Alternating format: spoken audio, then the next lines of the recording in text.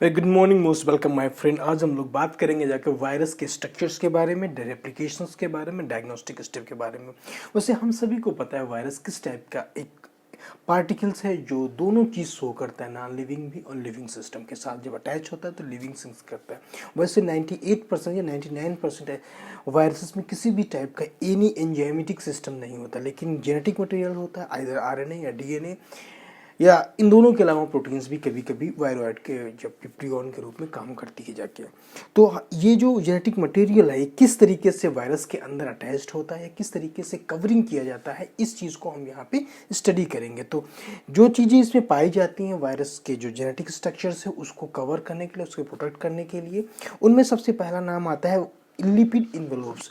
Lipid इन्वेलोप्स जो होता है ये भी एक होस्ट के द्वारा ही बना हुआ होता है। होस्ट जिसमें भी वायरस इन्फेक्शन करता है उसी का लिपिड मॉलिक्यूल या लिपिड स्ट्रक्चर्स अपने कवरिंग के लिए यूटिलाइज करता है जाकर।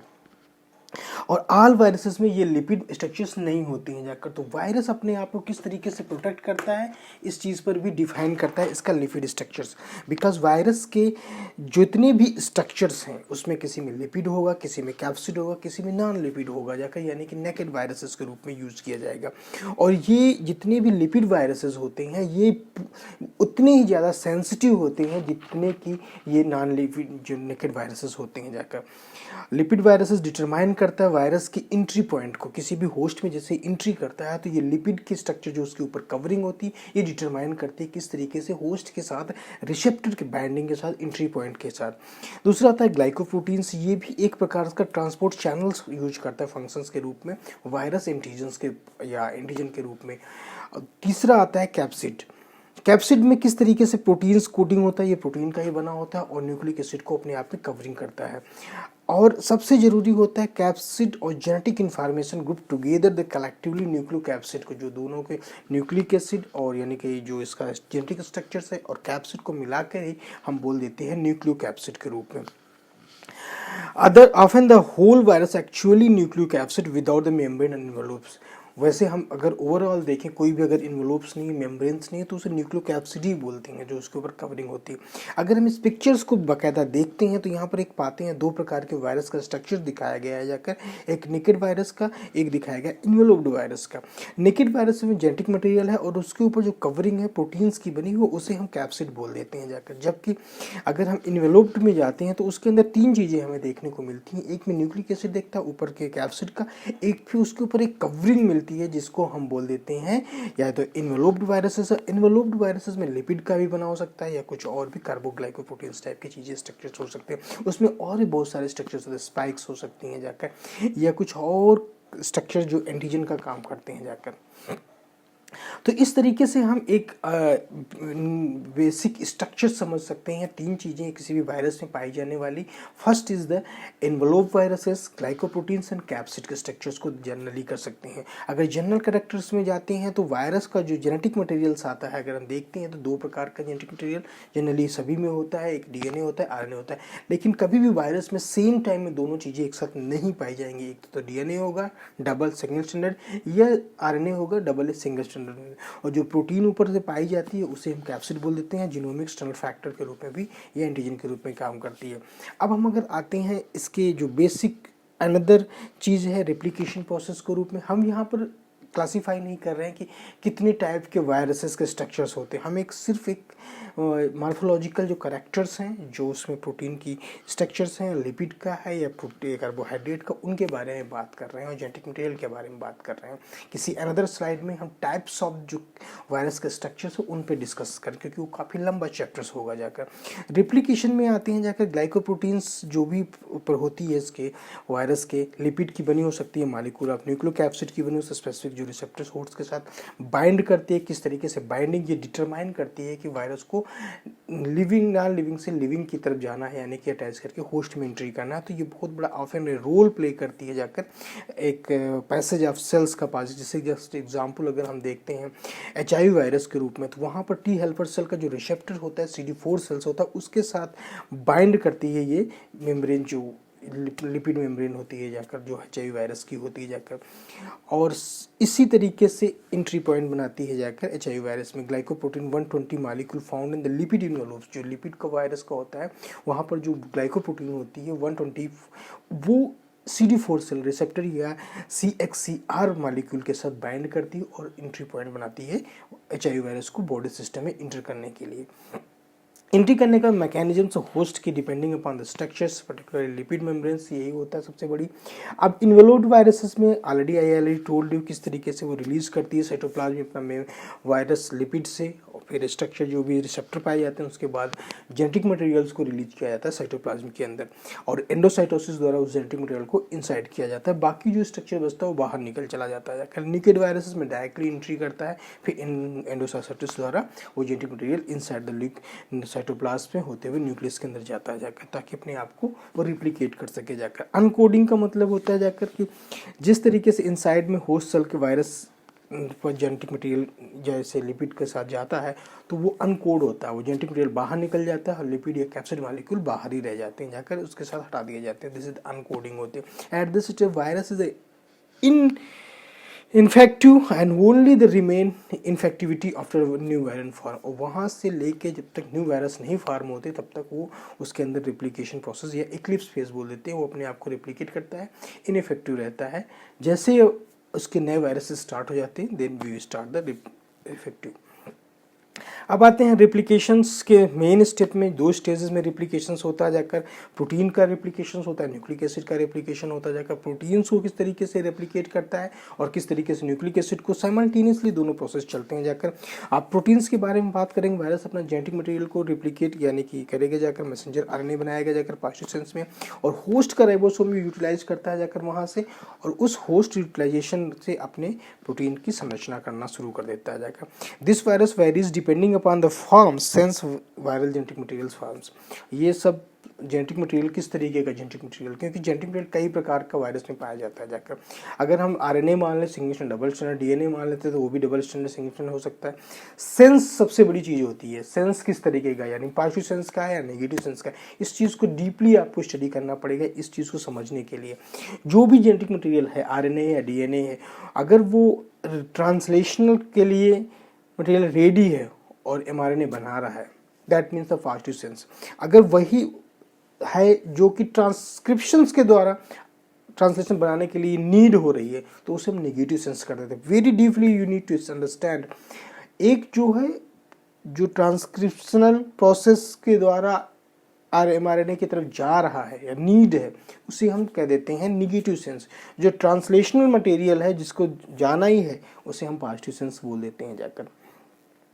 RNA में negative double standard, negative single standard होते हैं। जो वायरल पॉलीमरेज द्वारा जो भी निगेटिव होते हैं पहले ये पॉजिटिव सेंस बनेंगे जाकर, उसके बाद ही mRNA का फॉर्मेशंस करेंगे जाकर। ये पॉजिटिव सेंस होता है वो ऑलरेडी बना होता है तो वो डायरेक्टली बनाने की कैपेबिलिटी रखता है, क्योंकि RNA पॉलीमरेज उस पर एक्टिविटी कर सकता है जाकर। अगर हम DNA की बात करें जाकर, DNA भी इक्विवेलेंट होता है पॉजिटिव निगेटिव सेंस के रूप में, और DNA वो यूज करता है होस्ट की RNA पॉलीमरेज को ट्रांसक्राइब कर लेंगे नेगेटिव सेंस को, नेगेटिव सेंस फिर पॉजिटिव सेंस में जाती है, तब जाके ये mRNA का फॉर्मेशंस करती है। तो ये एक बेसिक स्ट्रक्चर्स है कि हमें पॉजिटिव और नेगेटिव सेंस के बारे में समझने के लिए किस तरीके से बेसिकली हम वी नीड टू अंडरस्टैंड इनका बेसिक सेंस किस तरीके से रीड किया जाता है ताकि mRNA का फॉर्मेशंस कर सके। बहुत से वायरसेस ऐसे होते हैं, और ये क्यों होते हैं ये एक बड़ा क्वेश्चन है कि हम नेगेटिव सेंस में या पॉजिटिव सेंस में जब इनका फॉर्मेशंस होता है अपने आप को प्रोटेक्ट करने के लिए, या ये डिपेंडिंग अपॉन द मैकेनिज्म्स। अब इस पर हम एक अच्छा सा वीडियो बनाएंगे कि ये ऐसा क्यों होते हैं कि कुछ वायरसेस नेगेटिव में होते हैं, कुछ पॉजिटिव सेंस में होते हैं जाकर। That's a very difficult mechanisms, उस चीज़ को समझना होगा एक बार अच्छे से। अब आते हैं, अगर कोई हम एग्जांपल्स ले लेते हैं रेट्रोवायरस के बारे में, कंटेन करता है positive sense ssRNA single strand RNA, ये ट्रांसक्राइब करता है with the help of reverse transcriptase द्वारा, तो नेगेटिव सेंस RNA बना लेता है ssRNA बना, देन ये कोड करता है जाकर डबल स्टैंडर्ड DNA के रूप में, वहाँ से होस्ट के जीनोम में अटैक करता है। Negative sense strand transcribed by the host RNA polymerase into mRNA। तो ये एक अनदर प्रोसेस शो करता है। mRNA positive sense RNA have form the host cells with the use of riboproteins. Already बता दें वो अपने कैसे होस्ट की RNA मॉलिक्यूल्स को या राइबोसोम्स को यूटिलाइज करता है जाकर अपने सिंथेसिस ऑफ प्रोटीन्स के लिए। अब वायरल्स न्यूक्लिक एसिड प्रोडक्शन किस तरीके से होता है, जाकर mechanism determine the form of sense of the material.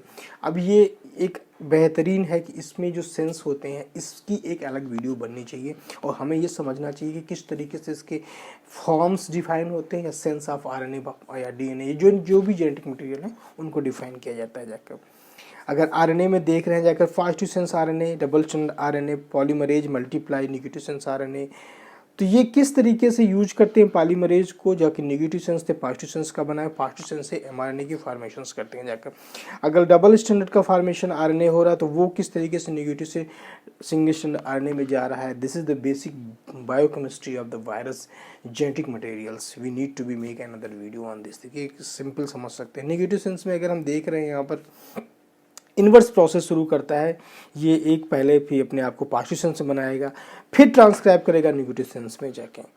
तो ये अगर कोई है तो पहले अपने आप को कोई भी अगर प्रोसेस सिंथेसिस करना है, रिप्लिकेशंस करना है या ट्रांसक्रिप्शन करना है या ट्रांसलेशन करना है तो ये अपने आप को पॉजिटिव सेंस में ले जाएगा और जैसे अपने आप को स्टोर कर लेगा जिन फिर वो नेगेटिव सेंस में आ जाएगा। That is the mechanisms. ये वायरस अपने आप को किस तरीके से सिंथेसिस के लिए क्या यूज करता है प्रोसेस और अपने आप को रिस्टोर करने के लिए कौन सा प्रोसेस यूज करता है जाकर, और ये सर्वाइवल के लिए बहुत ज़रूरी होता है किसी भी वायरस के लिए। अब डीएनए का जेनेटिक मटेरियल डीएनए पॉलीमरेज द्वारा इनकॉर्पोरेट होस्ट द्वारा और होस्ट प्रोटीन्स बनाता है और कवरिंग करने के लिए रेट्रोवायरसेस में already I told you genetic material जो भी है reverse transcript with the help of this. अब सारे जितने भी प्रोटीन्स का फॉर्मेशन हो चुका है जेनेटिक मटेरियल उनकी असेंबली होती है और असेंबली के बाद न्यू वायरल पार्टिकल का फॉर्मेशन हो जाता है और ये रिलीज होना शुरू हो जाते हैं होस्ट से अनदर सेल्स में, या ट्रांसफर होते हैं या ब्रस्ट करते हैं सेल्स को, या लाइटिक या लाइसोजेनिक फेज का स्टार्ट करते हैं सेल्स का। It is depending upon the कौन सा वायरस है किस तरीके से प्रोसेस को अपने आगे ले जाना चाहेगा जाकर।